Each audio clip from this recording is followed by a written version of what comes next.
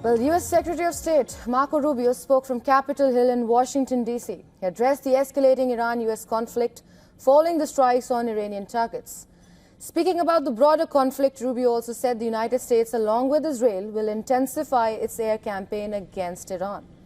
He claimed that the combined strength of the U.S. and Israeli air forces would significantly weaken Tehran's military capabilities. Listen in. You're going to really begin to perceive a change in the scope and in the intensity of these attacks as, frankly, the two most powerful air forces in the world take apart this terroristic regime and defang it. Rubio was also asked about his earlier comments, where he said that the U.S. attacked Iran because Israel was already going to, and that would have resulted in U.S. assets getting hit. When questioned about this remark, Rubio engaged in this exchange. Listen in. The president made a decision, and the decision he made was that Iran was not going to be allowed to hide behind its ballistic missile program, that Iran was not going to be allowed to hide behind its ability to conduct these attacks.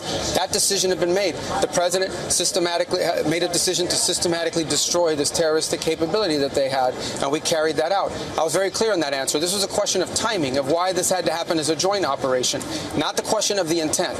Once the president made a decision that negotiations were not going to work, that they were playing us on the negotiations, and that this was a threat that was untenable, the decision was made to strike them. That's what I said yesterday, and you guys need to play it. If you're going to play these statements, you need to play the whole statement, not clip it to reach a narrative that you want to do, all right? I was asked a very specific question yesterday. The bottom line is this. The president determined we were not going to get hit first. It's that simple, guys. We are not going to put Americans' troops in harm's way. If you tell the president of the United States that if we don't go first, we're going to have more people killed and more people injured, the president's going to go first. That's what he did. That's what the president will always do. He will always put the safety and security of our men and women in uniform and of all Americans before anything else. He's always going to do that, and that's what he did here. In addition to that, I would argue that this threat from Iran, they are hiding behind these missiles and hiding behind these drones. They wanted to reach a point where you couldn't touch them, and then they could do whatever the hell they wanted with their nuclear program. And there is no way in the world that this terroristic regime was going to get nuclear weapons, not under Donald Trump's watch. So the U.S. attack. There's a general question of why the president gave the green light, and then there's a question of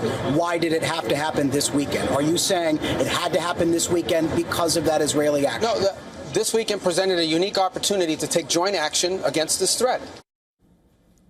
As tensions continue to rise in the region, Washington is signaling a more aggressive posture alongside Israel, with airstrikes intensifying and strong words from the top U.S. diplomat. The Iran conflict appears to be entering a more dangerous phase.